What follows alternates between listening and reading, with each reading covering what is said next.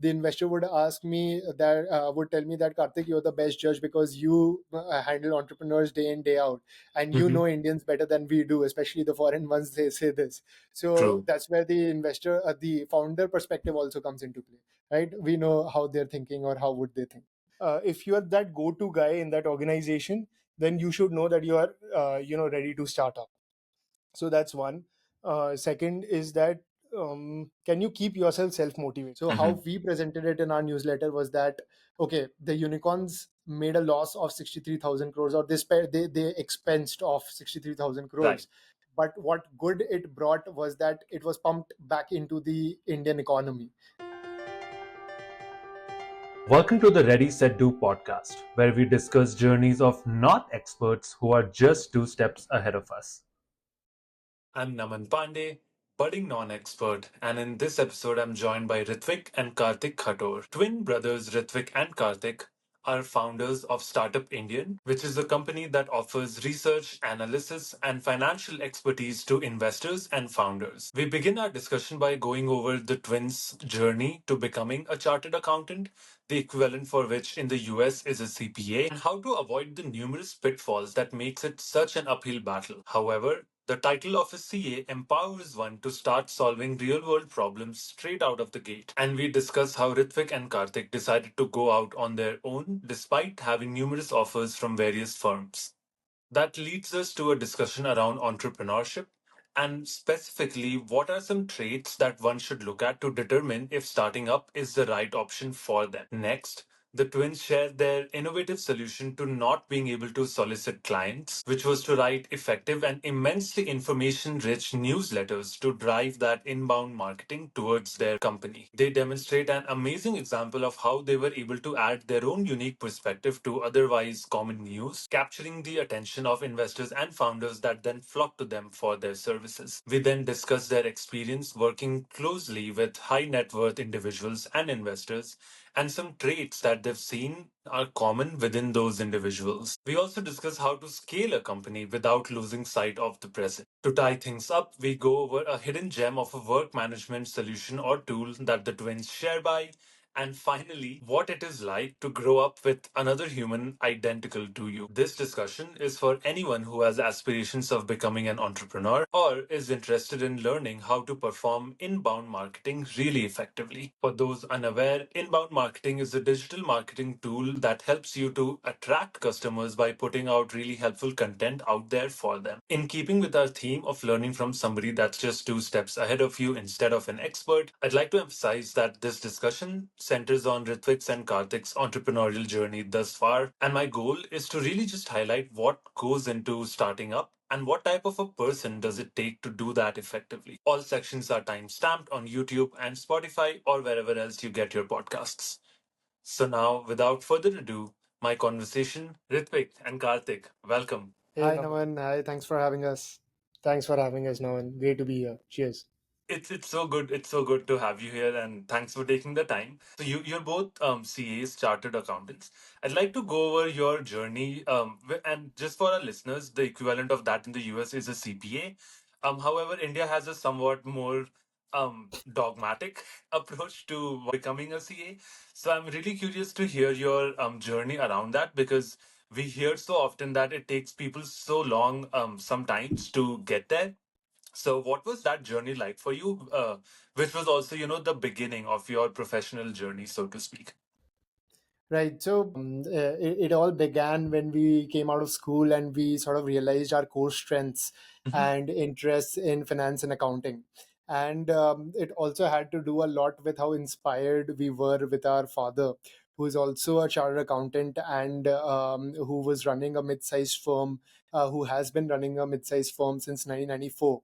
And inspired by his journey, we thought that why not we want to do this ourselves, and we Hmm. want to come out as qualified chartered accountants as well.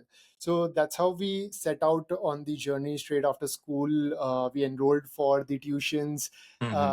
That's how it is. We go for CPT, then we go for IPCC a couple of years after, and then we go for Apprenticeship finals. somewhere in there, I think. Yes, yes, and right after IPCC, we have articleship, Hmm. which is Okay. a 3 year compulsion for you to get WorkX, Okay. in the audit, taxation, or any of the subjects Hmm. that the CA has, right? And that has to be with a CA firm. So Gotcha.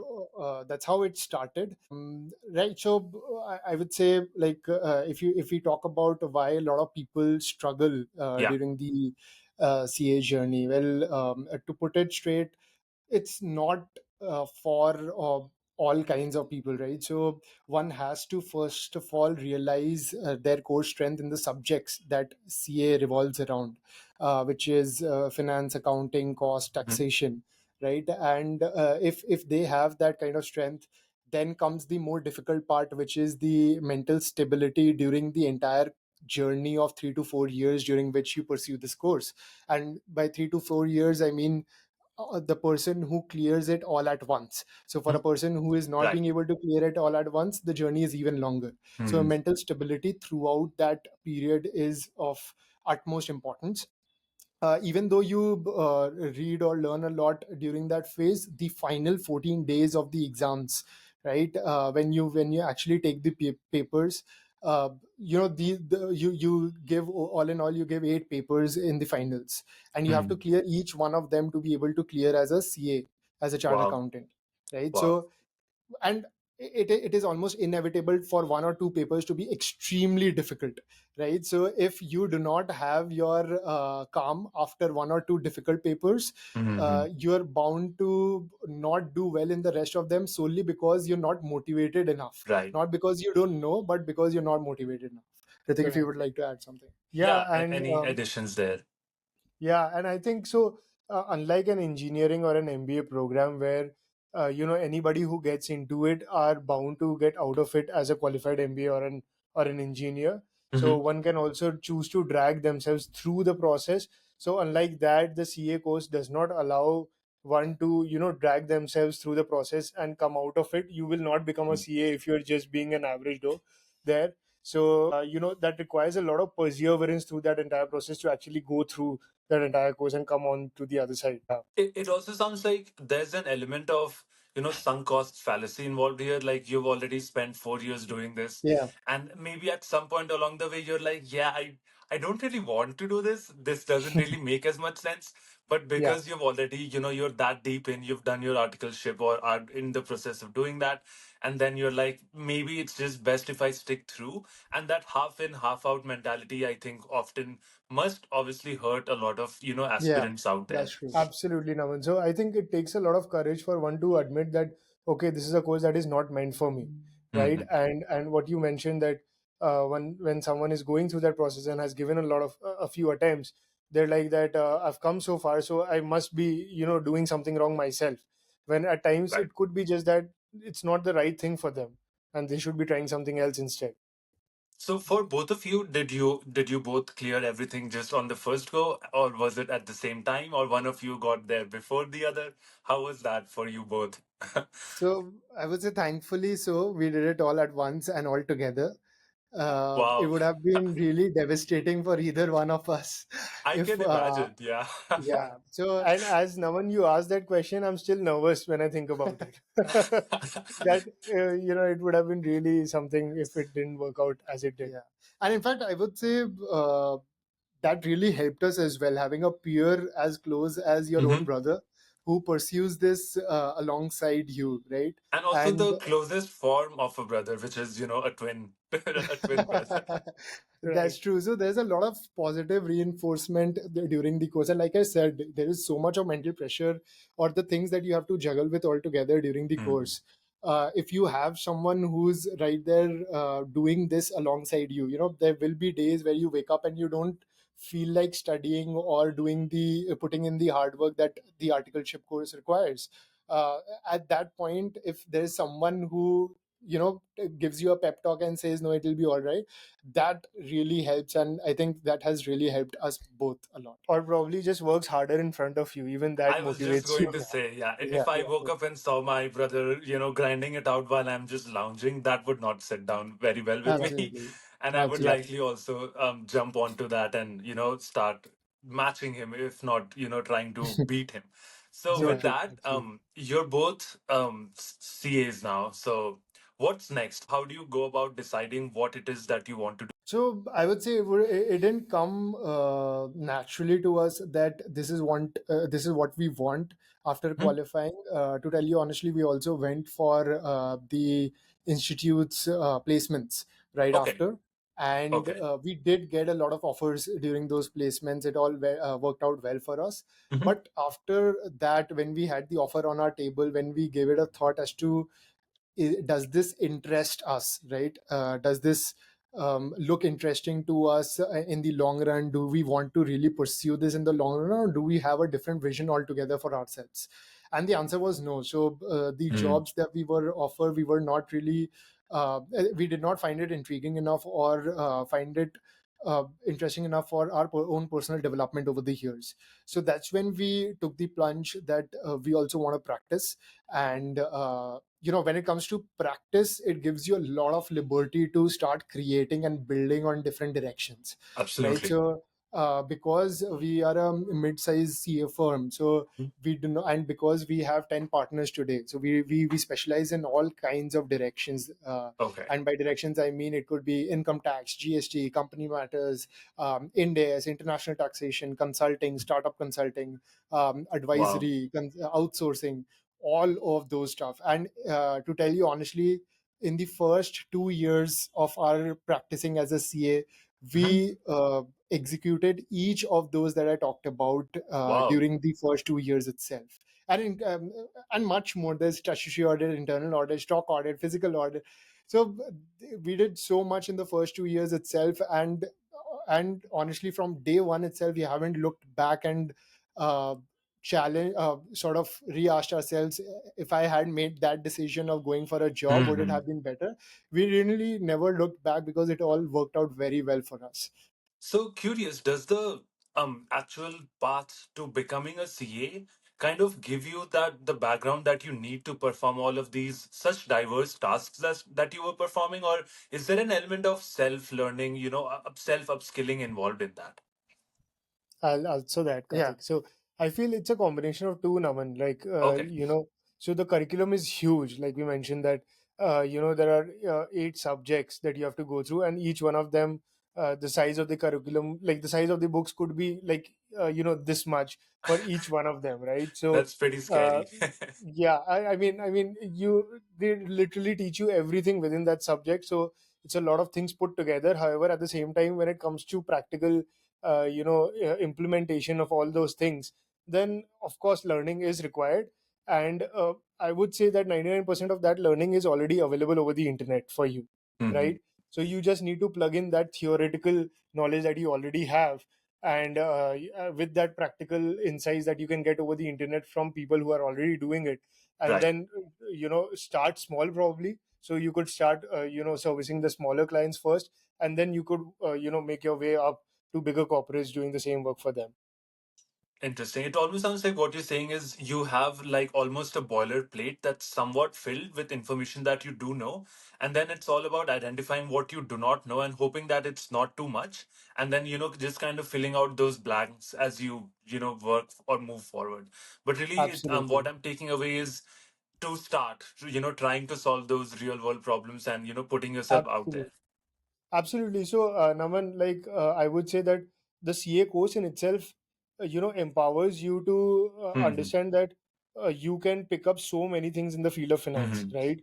If you Yeah. wanted to expertise, you can expertise in so many things put together, instead of the common myth that you can just do audit, right, as a chartered accountant. Hmm. So, and it's building upon that. So you first have to believe in yourself that, okay, I've already done a lot of study in all these areas. And then you need to believe in yourself that, okay, I can build upon it and actually Yeah. service to clients, and value add to them. That's such a helpful perspective. So, what was it at around this time that kind of brought you to the forefront of the entrepreneurial journey? So, I know both of you, and I've been following your posts for a while. It's clear to me that it's something that both of you are really passionate about. So, I kind of want to segue to how that particular journey started for you personally, and that what drove you towards finding new problems to solve, building things from the ground up, and obviously all of the hard work that goes into that. So maybe both of you Yeah. can take turns because I want to hear both your perspectives. Naman, honestly, the entrepreneurial journey that you're referring to, or our entrepreneurial pursuits, Hmm? is in a lot of ways stitched together with our CA practice, Really? right? Okay. Hmm. So, all that we are providing as service to our clients today, Hmm. especially in the startup space. So, just to take a step back and for our listeners, just to tell them what the Yeah. entrepreneurial pursuits that you refer to is. That we have created a separate startup specific division within Okay. our larger practice, and there we service both to startup investors as well as startup founders in everything finance domain, right? Hmm. And so to investors we provide services like research and analysis or sourcing of opportunities for investments or due diligence, in-depth evaluation of opportunities, deal support. And to startups we provide fundraise preparation, fundraising, we provide deal support again, and much more. Gotcha. We even provide shared CFO Gotcha. service, right? So it's Gotcha. in a lot of ways stitched together with our CA practice, and that's Hmm. because again, like Ritwik said, the CA profession in itself empowers you to do so many things, Hmm. right? Hmm. So all of these evaluations that we do for investors or startup founders, or financial building of business projection or a financial model for these founders, all of these are being taught in the CA course, right? So Interesting. it's a separate division that we capitalized on. It's a separate field that we capitalized on, which the firm was not doing back then, and we blew it up, right? So and how we Interesting. blew it up is that both of us ventured out of Kolkata. I came to Bangalore, Ritwik came to Mumbai. We set up our branches in Mumbai and Bangalore. That's when we started networking with more and more investors and founders in the startup space in both of these locations. Hmm. And we started speaking with foreign VCs, foreign family offices, and providing all of these services to them as well. Interesting. And then were you focusing on overlapping things, or were your focus areas separate and distinct? So, honestly, on the startup side, the whole ideology is that the startups of today are the big businesses of tomorrow, right? That's true. So, if we aspire to be, let's say, auditors or tax advisors to the big businesses today, then why not take a long term vision, look at it as a long term vision, start working with the startups today in the various areas that they particularly need help in, like for example Hmm. I told you the fundraise preparation, the Yeah. financial model, the valuations, etc. And as they grow we also grow along with them, right? So as Hmm. they grow they become mature businesses, their needs also mature and become more like what the bigger businesses of today need. And that's where we also come in through the partners that provide all of those services. So if you ask me what makes it so appealing, like, Yeah. Exactly. self-employment versus working for under somebody else, it's like, so if today morning you come up with a bright idea, why not go ahead and just pursue it, right? Build Hmm. a team around it and pursue that idea. So if Right. I am convinced to pursue something tomorrow morning, I can just start a new team or probably work on my off hours and start pursuing it all the more seriously, right? So Hmm. that's the liberty I get when I'm self-employed. Now, second is, I would say that it's beautiful to see how your earnings are directly correlated to the amount of hard work you put in, Very uh, true. right? So, the more time you put into it, the more energy you put into it, the more brainstorming that you're doing around your work, the more earnings you get out of it, and it's directly correlated. It's really beautiful to see that every day coming about. And finally, I believe that self-employment also allows you to be extremely flexible at work. So you can always keep putting your effort, your time and energy into the people and things that are the most important to you, and your business actually builds around that, right? So that is something that I believe is not at liberty to somebody who's working at a job somewhere. Hmm. So I mean, this is the added advantage that we get here.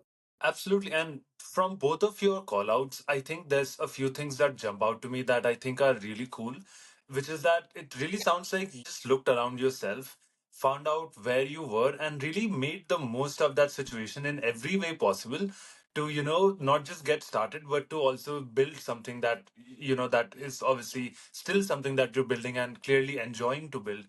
Yeah. So it really just sounds like you guys are just both such good opportunists, which is really such an underrated trait in today's world.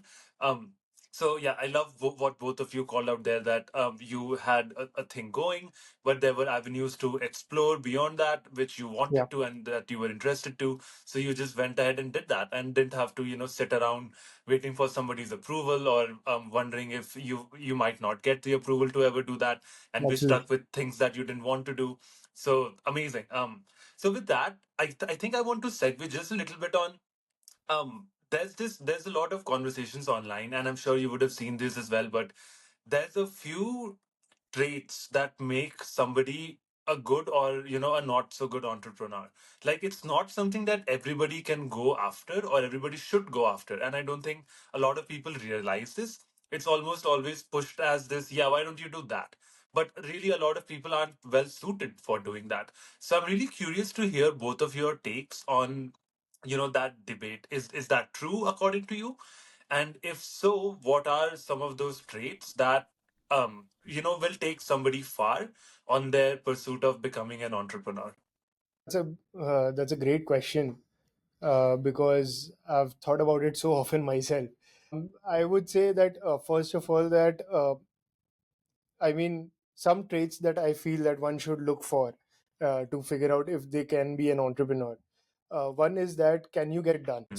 So when you're self-employed, you a lot of times you have to do so many things that you're not comfortable doing.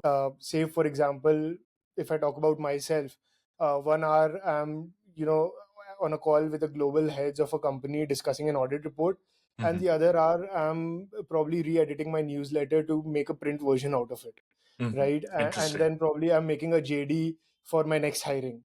So it could be so many things put together. So you have to fill so many shoes together, and if you're a person, so I would say, if you're working somewhere, and if you're that go-to guy in that organization, then you should know that you are ready to start up. So that's one.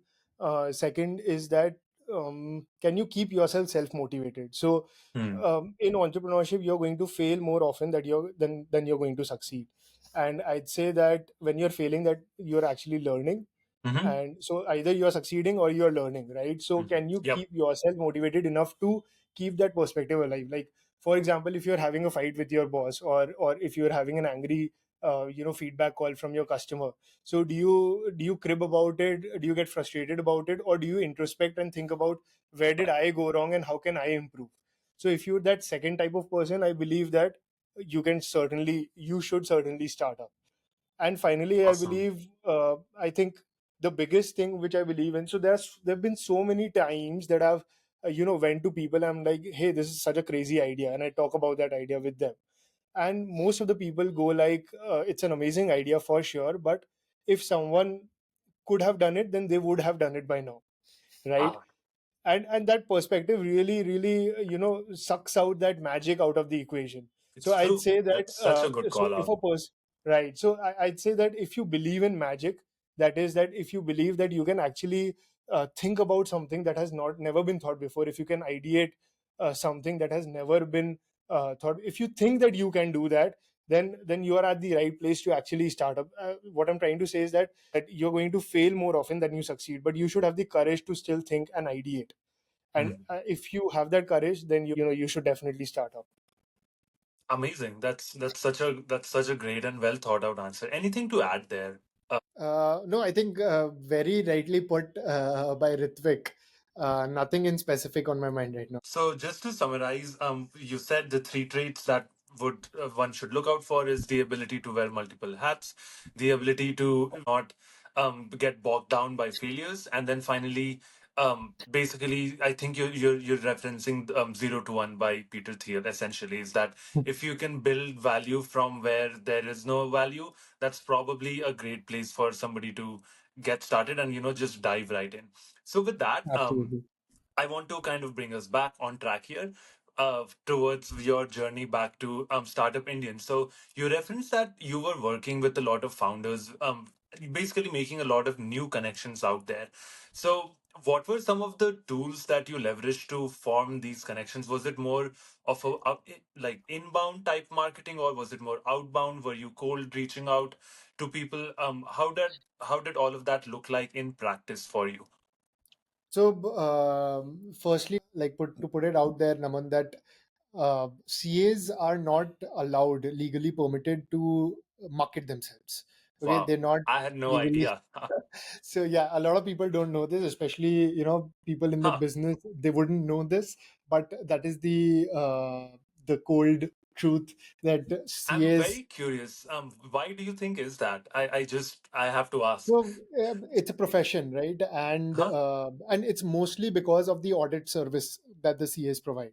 So Okay. you cannot, because you cannot solicit audit as a service. Same as a doctor cannot Right. put up ads for their services, right? Right. So it's just the same for the CAs as well, Interesting. because Wow. then a CA would come up and they would strike off. They would show their prices struck out from maybe 1 lakh to 10,000, and people would flee to them. But that's not how it happens, and that is this single most reason why CAs have to be creative in the ways in which they reach out to the prospective Interesting. clients, right? Huh. And I would honestly tell you that this is something that I've struggled a lot to come to peace with. That Right. why I can can I I kind can of, imagine. Yeah. yeah, so as a young person, I want to reach out to as many people as possible with the quality Uh-huh. services that we provide, but we cannot reach out to the people in masses just because of this legal thing. And this is the foremost reason why we started writing newsletters in the Hmm. startup ecosystem of on the startup ecosystem of India. And if you look at any of our newsletters will never mention the services that we provide to startup founders or startup investors. The best way the newsletter helps us is that it portrays to the reader the knowledge that we have on the startup ecosystem of India. And this knowledge could be something as simple as a founder, as a startup founder, how much stake should you dilute in a Hmm. seed stage or in a series A stage? Or as a founder, Right. where would you allocate your capital which is sitting idle in your bank account for maybe a temporary period? Hmm. Or as a business owner, how does the value chain of agri tech look like in India? And which are the interesting areas you find, which are the areas that are the white spaces in the Yeah. sector that you should probably capitalize on as a founder? Or as an investor, you should definitely invest in that space, because that may be something upcoming and something that can give you manifold returns. So Hmm. these are the areas in which we started writing newsletters. This started back in 2020. um, Okay. we also started doing podcasts with entrepreneurs, with startup founders. Right now our podcast is mostly focused on creating sectoral expertise and giving Interesting. knowledge to our listeners to that particular sector about which we're talking about. Right now there's an agri-tech series going on, so any investor or any founder that is listening to it can understand a lot about one specific part of the agri-tech value chain of India. Hmm. So we use these tools to reach out to as many people as possible, to showcase the kind of knowledge that we have. And then when they reach out, when they open our website or when they speak with us, then they get to know the services that we provide to them and how we can add value to them. So I think that has been our single biggest tool for us. And in terms of reaching out to more investors or founders, when we came to Mumbai and Bangalore, I Hmm. think the biggest source for us has been going to the right events, which are Interesting. networking events, especially focused on the startup space. It could be something very sectoral specific as well, like a clean Hmm. tech Yeah. event that is happening, Or or a conference. Web3 Hmm. conference that is happening, right? There we get to meet a lot of relevant people that we talk to. We share our cars, we share our contacts, we try to understand more about their business, their problems, and we try to tell them where we can fit. Just a little bit add on the last thing. I, Uh-huh. I I completely forgot word of mouth or referral, right? Uh-huh. Which is the topmost source for us, for any professional I see. I in see. the industry, right? So as soon the moment you start doing good work for Mhm. anyone, any existing client or a prospective client who came to you through another client in another sector altogether. The moment you start doing good work, they would refer to you to anyone else who are in search for such services, right? Mhm. And these people are very loyal to us, and Wow. that's how it's always been, and that's how we've always been able to build our service line in the startup space. So the in this the I would say the first client that we started with back Mhm. in 2020, after we started rolling out our newsletter, we're still working for them and plus many Wow. more. That so yeah, I feel like first of all that is just such a huge news flash to me, and it really sounds like that makes it so much more difficult from an already clearly competitive industry in that Yeah, you're having to put this stuff out that not only has to be valuable and helpful, but then also kind of just cross your fingers and hope that somebody out there reads that stuff and derives yeah, value from it, and yeah, it's perfectly okay if they just stop there. That's the yeah, scary part to me, because that exactly. doesn't always equate to them actually reaching back out. So clearly your newsletter letters must be checking the right boxes. So I did want to delve into that just a little bit. What's your process like for performing research, for I guess even to take a step back, even aligning on what it is that you want to write about, because it sounds like you really almost have to put yourself in the shoes of somebody that might be Yeah. reading your letter, and for it to hopefully make sense to them. So can you talk about your process around fine tuning and also really just coming up with content for the newsletters? Yeah, so to answer to the content that goes into it, Mhm. where we started and where we are right now, I'd say that so it all began. So like Karthik mentioned, that newsletters is one of the most critical way for us to Mhm. reach out to Yeah. prospective clients. So we started off by giving our opinion on regulatory updates that are coming in the startup space. So back then in Interesting. 2020, the government was releasing the data privacy law, Hmm.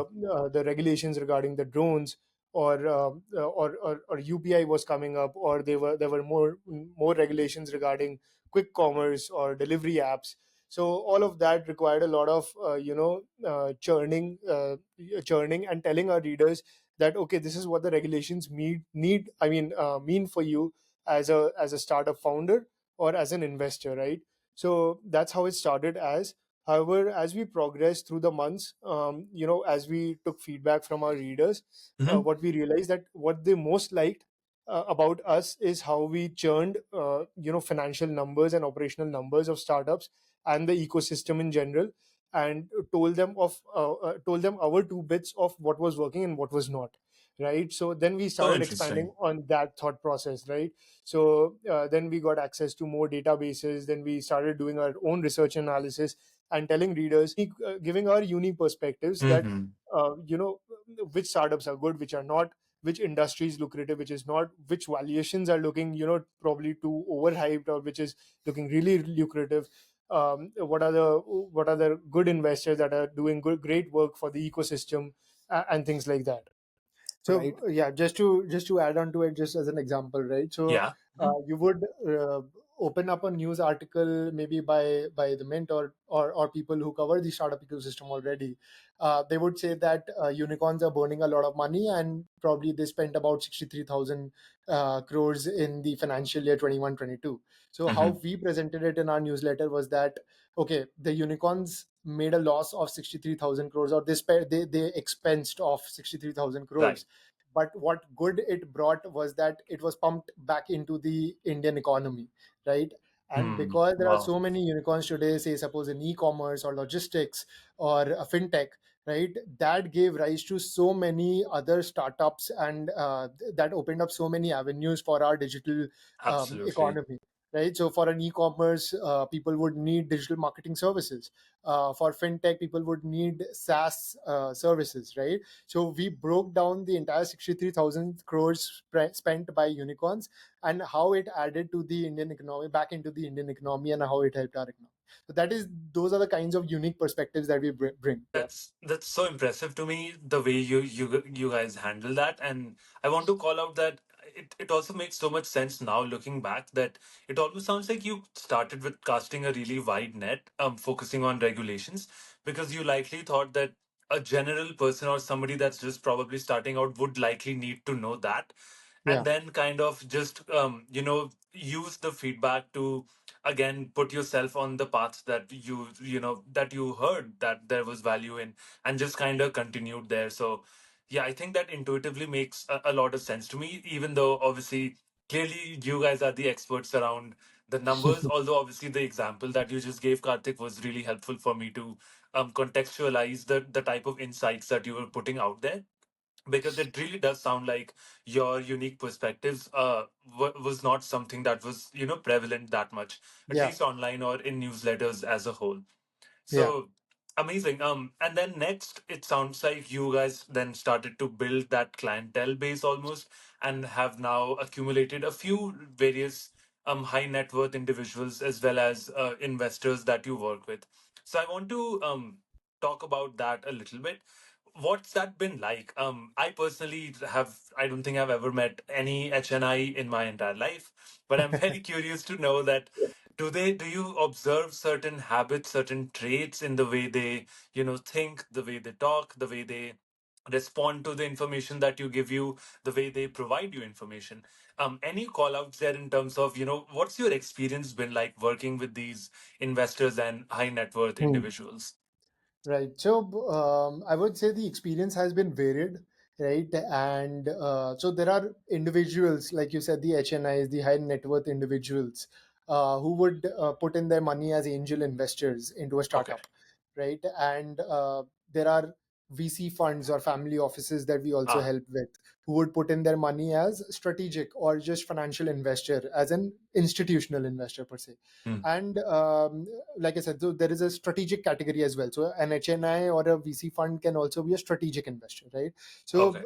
I would say the nature of each of these is very different, and it also depends on the stage at which they come in, right? So, for Okay. example, one investor that we closely worked with a year back was an individual who was investing in a pre-seed stage in a startup, and he was supposed to bring some strategic benefit to the startup. So other Mhm. than getting good significant stage in the startup, he would also act as their strategic partner in a lot of ways, like helping them sell more of their products, I or see. bringing them the right kind of connects in the industry. So this person, we seem to notice that he was wanting to have a very close watch on how the startup is progressing, or Hmm. what kind of steps the startup is making, or even what kind of decisions the startup is making to grow the business further. Is it Hmm. that they're allocating a lot of their funds in inventory, or is it that they're spending a lot of their funds to hire more people? So they would go to all micro details of how the startup is growing, because they have come in as a strategic investor and they've also got a board position in the company. Whereas Interesting. on the other side, we've also worked with investors who would simply come in as a financial investor, maybe at a Series A stage. They just want to be sure that the market is lucrative, that the startup has created a very good solution in that market, and they will get a manifold return from that startup. So all of this thought process goes in before they invest. After they invest, Hmm. they would have very little day to day, or even a monthly or a bi-monthly look into their financials. They would want an information, right, that gives them a view of their quarterly data, but then they Hmm. would never get into the nuances of daily business. So these are the variety of things that we see. Again, strategic investors at an institutional level, or a strategic investor at a foreign strategic investor, they would behave in a different manner. There is one strategic investor, foreign investor, that we work with. They would do huge loads of research and analysis on the market before they would even make a decision to invest in a startup. Right? So they want to be 100% sure that the market is very lucrative before they would even consider that startup for investment. And Did you ever feel challenged because of that? Like, did it ever happen that your research, collided or went against what they were seeing or what their research was? So I would say that I personally love when I'm challenged on those lines. When Uh-huh. they tell me that no, I think it's like this, and I Uh-huh. am saying some completely different thing, and maybe I go back to my drawing board and rethink or do more research just to find evidence either for their point or my point, and it doesn't matter whether they come out as right or I come out as right, because Right. after all we're on the same side of the table. Yeah. But I honestly love that challenge, and that's where these strategic investors would really, augment your or enhance your understanding with time. As you work more and more with them, you really develop a deep understanding of how these people think. Amazing. And then so I guess just out of curiosity, which of those groups do you like working with more? Because I think if I were you, I would likely enjoy, the working with the investors more because, they're really just focused on that bird's eye view and you don't have to, haggle with them around that decimal percentage, etc. So is that, Hmm. does that kind of track or not really? That's it. Well, I wouldn't like to pick anyone. Okay, Okay, no, that's because fair. yeah. Because we just have to put ourselves in their shoes and act on behalf of them. So we really Right. have to appreciate all points of view and provide them assistance. Despite their risk appetite or despite their extent of uh, intrusion into that, probably the deal. Mhm. I think I would add to it by saying that even I wouldn't pick any of those because both of them bring very different perspectives Right, on the table. And right, if right. only when you work with both of them will you be able to advise both of them in a better way, right? Mm. So, and Correct. when we're working with a founder, the founder often asks us for advice like, how much should I raise? Or which instrument should I use to raise? Should it be Mhm. equity or a convertible instrument? And at that point I would use all the experience that I've gained on the investor side to give them the advice that is required. Of course it's based on their sector and the stage that they're in, but the investor perspective comes into play a lot, and same for the investor side as well. The investor Mhm. would ask me that if it's something as simple as negotiating the value with the founder, the investor would ask me that would tell me that, Karthik, you're the best judge because you handle entrepreneurs day in day out, and you Mhm. know Indians better than we do, especially the foreign ones. They say this. So True. that's where the founder perspective also comes into play, right? We know how they're thinking or how would they think. That makes so much sense in that you cannot pick sides and you really have to make sure that you're checked off on both sides of that spectrum because Yeah, in terms of the value that you have to deliver you really cannot be picking that okay, I'm yeah, only going to just do that or that. And I think it's just an added bonus that I'm hearing that comes out of that because you're just that better of an advisor as a yeah. consequence of Correct. being having that Absolutely. well-rounded skill set. So on that same note, how was that scaling up experience? So it sounds like already from what you've laid out, you've already iterated a few times. You've gone back to the drawing board, again a few times. So what's your experience been like scaling up this, scaling up Startup Indian essentially? Because I think the question that we get most often is like, okay, I've started this, it's, autopilot, self-sustaining.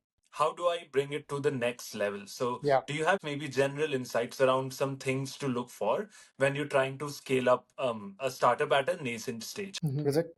Mhm. Yeah, I think to put it in one word, it's adventurous, right? So because Interesting. you're constantly trying to find out what is working for you and what is not, and scrapping off what is not working for you. So that constant introspection comes into play. So because it's a service organization, we provide services to. So it's not a product that we can manufacture of a factory and we can multiply. Yeah. So because it's service, our biggest resource becomes the human capital or the human resource that we are able to gather with time.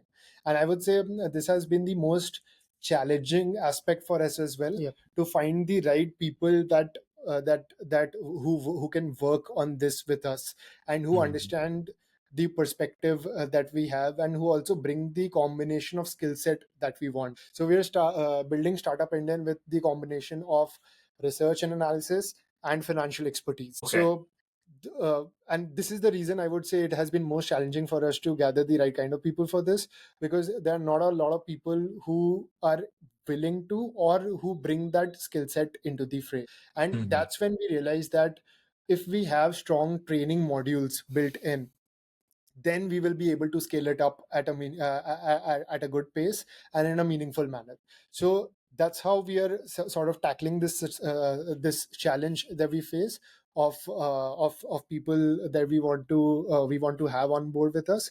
So we would hire someone maybe fresh out of a B school, or even an undergrad college, and we Mhm. would take them through a very distinct and a very comprehensive training module that gives them the knowledge all around in the areas in which we are working. And that's when we start plugging them in our work and sort of scale this up. So right now the team that we have, that may be enough for the kind of the number of clients that we have.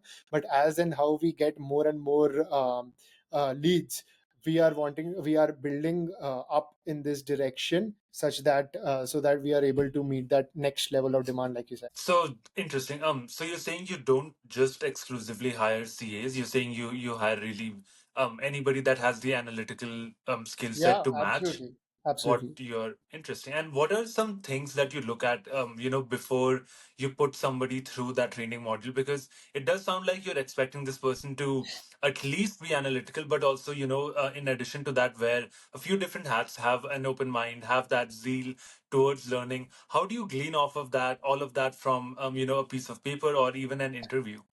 If you guys are the ones that are taking the interviews, I'm Yeah, curious. yeah, absolutely. So we're doing everything from top to bottom, I would say. Okay. And I think the first layer of filter is that we ask them to read one of our newsletters and give their 2 cents on it. That's so Okay. smart. And That's actually so smart.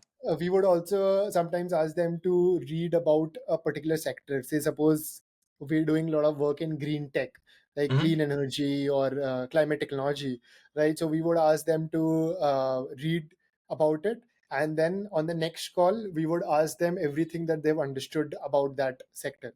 So this is the domain knowledge or the industry knowledge that we expect them to come up with in those 1 or 2 days that we give them, right? This only asks them to be analytical and give us something out of the box, or make sense out of what we've asked them to do with that Hmm. task. Of course, that has to be coupled with the skills that it requires, like knowing Absolutely. Excel, Correct. or knowing how to work with PPTs, or knowing how valuations are to be done or projections are to be built. But yes, the analytical part of it we can judge from these aspects, I would Hmm. say, and maybe some smart questions that we asked during the interview. So with that, what's some of the goals that you have in mind for the future of Startup Indian? To take a step back, do you have goals that are, say, a year from now I want to be here, 5 years I want to be here, or is it just more of an ad hoc, just this at the end of this month, or just this particular project I want to check this off, make sure I do my best for this particular client?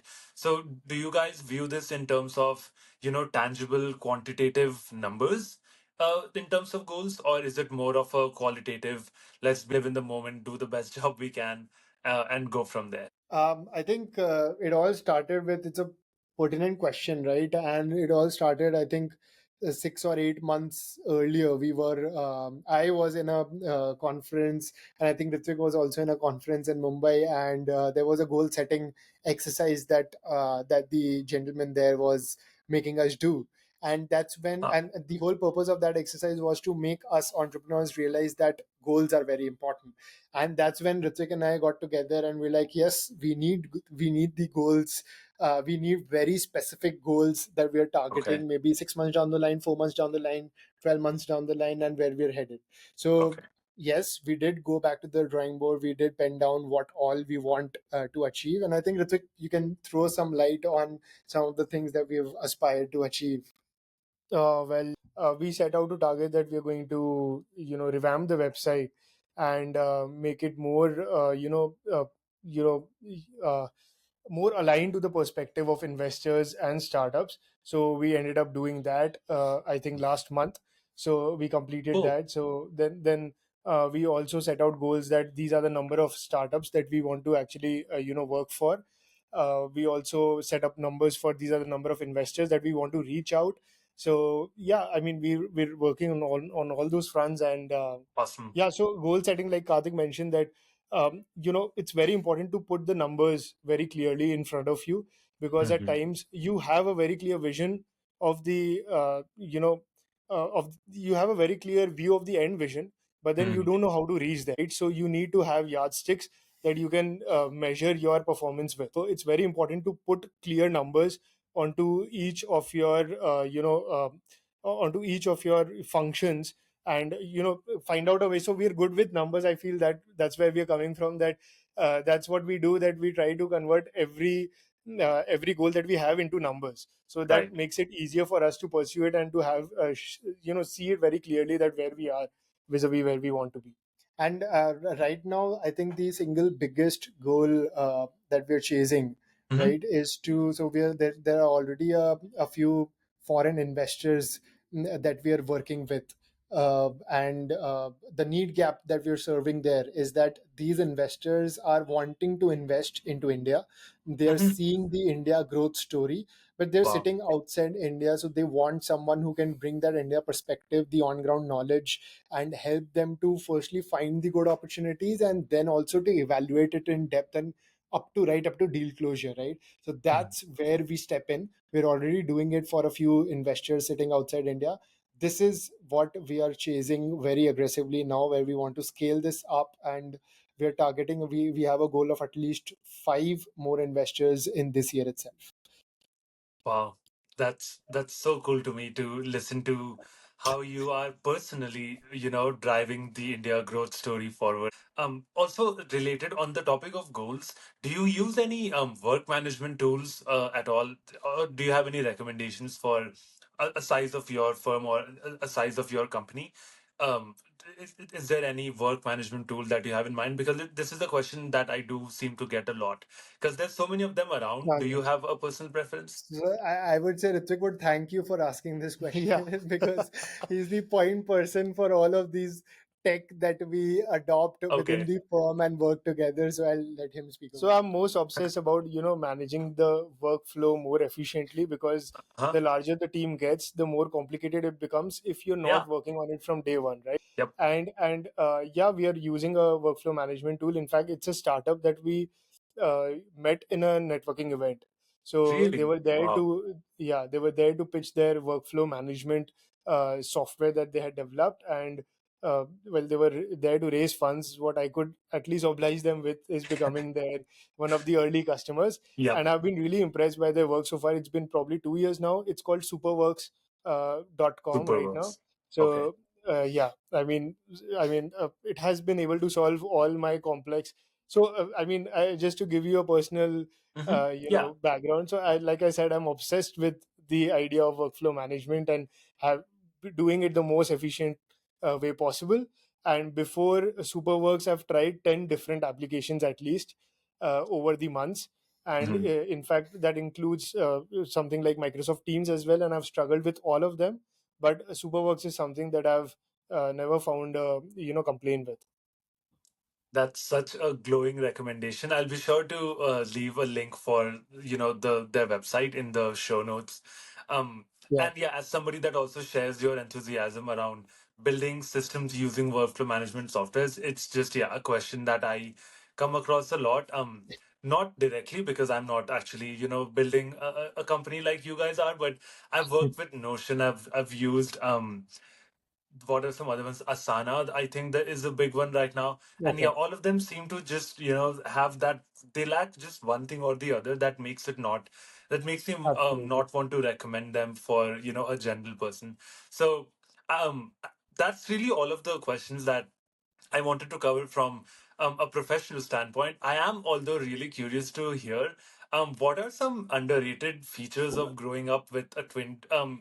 what are some things that people don't realize? Because to me, it's just something that's so incredible. It's just honestly such a freak of nature that this is a thing that happens in on Earth. So, Right. can you share any maybe experiences or just something that comes to mind? What's that been like for you? You want to Uh, go first? I think one advantage I would say Hmm. that being a twin has is that it naturally has gives you a very high recall value, right? So Interesting. if Yeah. especially if you approach people together, be it even a client, right, Oh, I see. in Hmm. today's age, and this I'm talking about with my experience in school or in college as well. Yeah. But right now if I talk about the real world, and if I would go to a client and say that sorry, I'm sitting in Bangalore and he's sitting in Mumbai and we're both twins, they're like, oh wow, that's great, and they would always remember the twins that pitched to them. Yeah. Right. So it gives us a very natural high recall value, and I would say it's a blessing it's not even in disguise, it is a blessing for us. Yeah, and to add to that, so one thing is that so we started living separately, like me staying in Mumbai and he staying in Mhm. Bangalore since the last 2 years. Until date, like every time I look at a pizza, in my mind it's automatically divided into two. Okay, so just to give you an idea, so that's how being a twin is like, that you have to share everything from day one forever. So and it's so it's deep Wired. wired into us now that you can't just look at it any other way. You guys are both such a great presence together. It's honestly just a joy to just stand here and watch you talk. And to go back on the theme of you being opportunists, I just want to call out that I'm not shocked perhaps that you managed to make even this turn even this into an opportunity where you're using that for that greater recall value to make sure you get that call back from those people that you're wanting these True. callbacks from. So Of really, course. really appreciate your time today. And I'm really, excited to see where you will take Startup Indian to, and very, very excited about your future. Thanks Aman for having us. Thanks. That brings us to the end of episode 6 of the Ready Set Do podcast. I hope you were able to appreciate and glean value from that discussion. If you like the discussion, the easiest way to support the podcast is by subscribing to my channel on YouTube and leaving me up to a 5-star rating on Spotify. If you would like to get in touch with me to nominate guests, or if you have any feedback, I will leave my Instagram handle in the description. Perhaps more applicable for this episode than any of the others, it is indeed remarkable to me that you can get so far from just having that attitude of ready set